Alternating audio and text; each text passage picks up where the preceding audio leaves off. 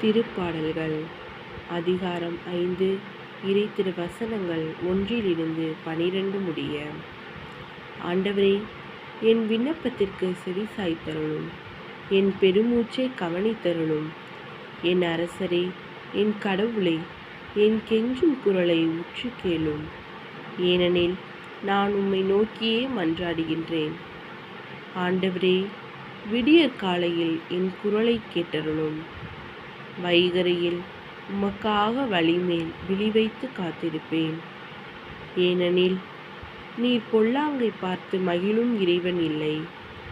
உமது முன்னிலையில் தீமைக்கு இடமில்லை. ஆணவமிக்கோர் உமது கண்முன் நிற்க மாட்டார்.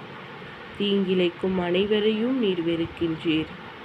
பொய் பேசுவோரை நீர் அழித்து விடுவீர். கொலை வெறியரையும் வஞ்சகரையும் அருவருக்கின்றீர்.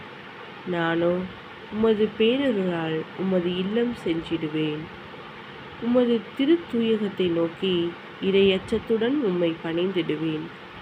ஆண்டவரே, எனக்கு பகைவர் பலர் இருப்பதால் உமது நீதியின் பாதையில் என்னை நடத்தும். உமது செம்மையான வழியை எனக்கு காட்டியருளும். ஏனெனில் அவர்கள் வாயில் உண்மை இல்லை. அவர்கள் உள்ளம் அழிவை உண்டாக்கும். அவர்கள் தொண்டை திறந்த பிணக்குழி. அவர்கள் நா வஞ்சகம் பேசும். கடவுளே, அவர்களின் குற்றங்களுக்குரிய தண்டனையை அவர்களுக்கு அளியும். அவர்கள் தங்கள் சூழ்ச்சிகளாலேயே வீழ்ச்சியுறட்டும். அவர்களுடைய ஏராளமான தீச்செயல்களை முன்னிட்டு அவர்களை புறம்பே தள்ளிவிடும். ஏனெனில் அவர்கள் உம்மை எதிர்த்துள்ளார்கள். ஆனால் உம்மிடம் அடைக்கலம் புகுவோர் அனைவரும் மகிழ்வர். அவர்கள் எந்நாளும் களித்து ஆர்ப்பரிப்பர். நீர் அவர்களை பாதுகாப்பீர். உமது பெயரில் பற்றுடையோர் உம்மில் அக்களிப்பர். ஏனெனில் ஆண்டவரே, நேர்மையாளருக்கு நீர் ஆசி வழங்குவீர்.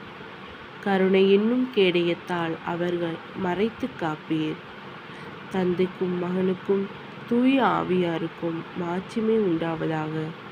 தொடக்கத்தில் இருந்தது போல இப்பொழுதும் எப்பொழுதும் என்றென்றும் இருப்பதாக. ஆமென்.